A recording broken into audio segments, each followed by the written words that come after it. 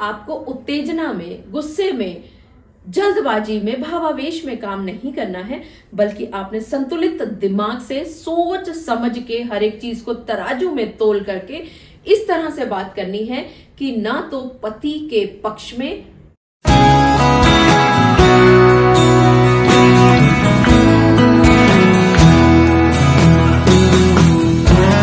मेरे एक सब्सक्राइबर ने मुझसे आज एक सवाल पूछा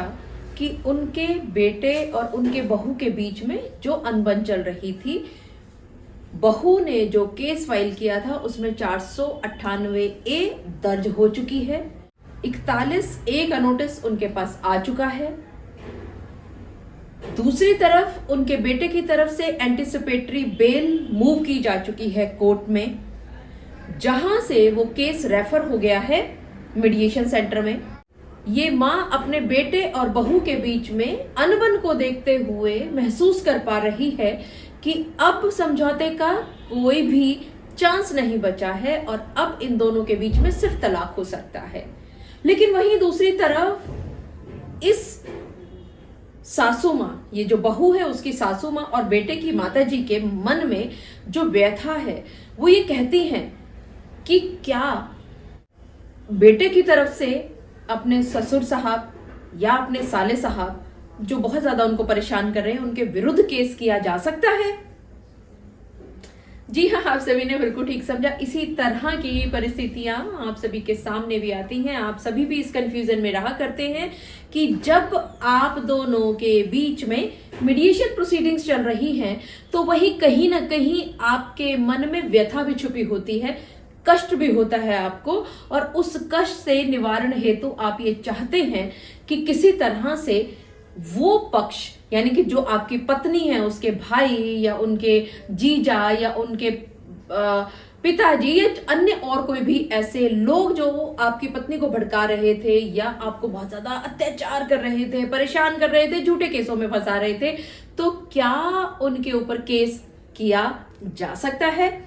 जी हाँ, आप सभी ने बिल्कुल ठीक समझा। आज के इस वीडियो में इन्हीं सब बातों पर हम चर्चा करेंगे। मैं एडवोकेट मोहिनी मोना आप सभी का पुनः स्वागत करती हूँ और आप सभी देख रहे हैं आप सभी का पसंदीदा चैनल मोहिनी मोना एडवोकेट। अगर आपने मेरे इस चैनल को अभी तक सब्सक्राइब ना किया हो या आप मेरे इस चैनल के लिए नए हैं तो इसको जल्दी से जल्दी सब्सक्राइब कर दीजिएगा, ताकि आपको इसी तरह के लीगल इन्फॉर्मेटिव वीडियोज की नोटिफिकेशन सबसे पहले मिल सके। अब देखिए, जब मैं आपसे बात कर रही थी तो आपने बताया कि आपके बेटे और बहू का केस समझौता केंद्र में भेजा जा चुका है।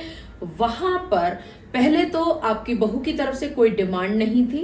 और साथ ही साथ आपका जो बेटा है वो ये नहीं चाहता था कि इस परिवार को तोड़े, वो इस घर को बसाना चाहता था, इच्छुक था। लेकिन जब उसकी पत्नी ने शोर मचा दिया कि उनको तलाक चाहिए, तो अब वो बहू आपके बेटे के मन से भी उतर चुकी है और उसने भी विचार कर लिया है कि उनको अब तलाक लेना है। चलिए, बहुत बढ़िया हुआ, एक चीज पर आप दोनों पक्ष आ गए। आपके बेटे को भी तलाक चाहिए और आपकी बहू को भी तलाक चाहिए। अब जो मुख्य प्रश्न आता है वो आता है पैसे का, क्योंकि उस बहू के मुंह से जब डिमांड में 1 करोड़ रुपया निकलता है तो वही आप हक्के बक्के रह जाते हो, क्योंकि बातों बातों में आपने विस्तार से मुझे समझाया कि आपने जब अपने बेटे की शादी की थी तो आपने उस शादी में कोई भी दहेज नहीं लिया था, कोई कैश नहीं लिया था, कोई फर्नीचर नहीं लिया था। उसके बावजूद भी वही बहू अब 1 करोड़ रुपया तलाक के समझौते के नाम पर मांग रही है। वहीं पर हमें यह भी मालूम हुआ बातों में कि आपके पास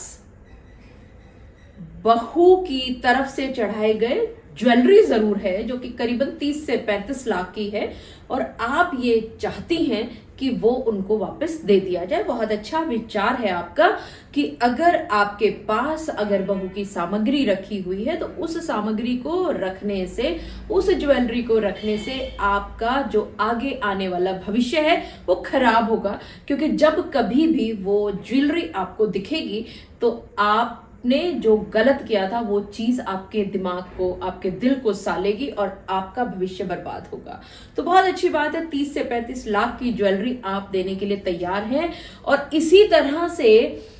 आप एक और बात पर ध्यान रखें कि अगर आपने इसके बाद अगर कैश देना है, क्योंकि जैसे आपने बताया कि आपकी एक छोटी प्यारी सी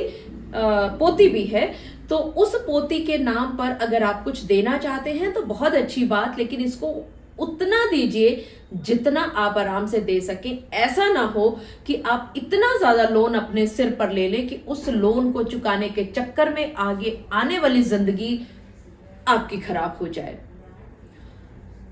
आपने बताया कि आप ज्यादा से ज्यादा 20 लाख तक कर सकते हैं। बहुत ही अच्छी सोच है। अगर आप 20 लाख मैक्सिमम दे सकते हैं तो यहां पर मैं आपको एक बात जरूर कहना चाहूंगी, बिना आपका नाम लिए। आप जब मेरा वीडियो देखेंगे तो आप समझ जाएंगे कि ये वीडियो मैं आपके लिए बना रही हूं। आप लुधियाना में रहती हैं, मेरी बहुत ही प्यारी सब्सक्राइबर महोदया हैं। आप मीडिएशन में ये कहें कि आप 35 लाख रुपया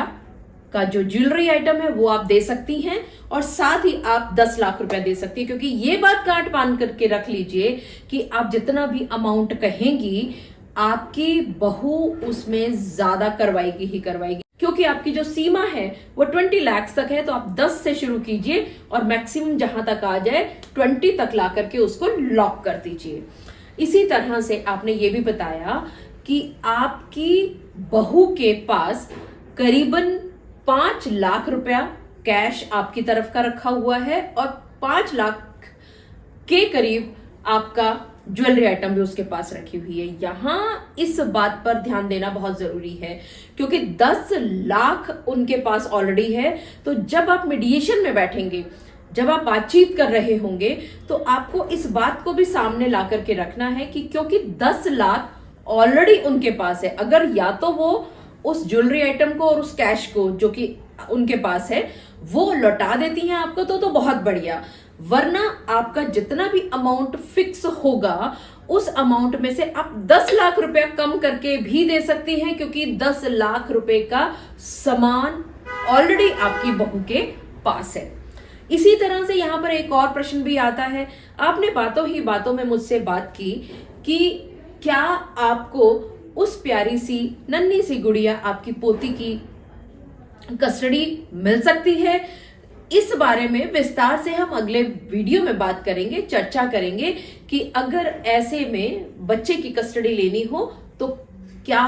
चीज संभव हो सकती है और क्या चीज संभव नहीं हो सकती। मुझे पूरा विश्वास है कि आप सभी को मेरे आज के इस वीडियो के माध्यम से एक बात भली भांति पता चल गई होगी कि जब भी आपका केस मीडिएशन सेंटर में आता है तो आपको उत्तेजना में, गुस्से में, जल्दबाजी में, भावावेश में काम नहीं करना है, बल्कि आपने संतुलित दिमाग से सोच समझ के हर एक चीज को तराजू में तोल करके इस तरह से बात करनी है कि ना तो पति के पक्ष में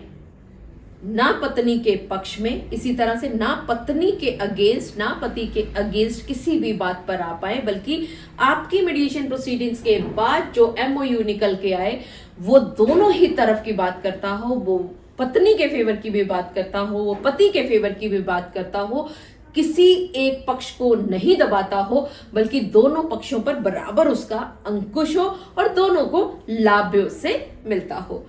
मुझे पूरा विश्वास है कि आप सभी को मेरा आज का वीडियो भी बहुत अच्छा लगा होगा। अगर आपको मेरा आज का वीडियो भी अच्छा लगा तो इसको लाइक, शेयर और कमेंट करना ना भूलिएगा। और हाँ, अगर आप मेरे इस चैनल के लिए नए हैं तो इसको जल्दी से जल्दी सब्सक्राइब कर दीजिएगा, ताकि आपको इसी तरह के लीगल इन्फॉर्मेटिव वीडियोस की नोटिफिकेशन सबसे पहले मिल सके। अपना और अपने परिवार का बहुत अच्छी तरह से ध्यान रखिएगा। Thank you, take care, bye bye.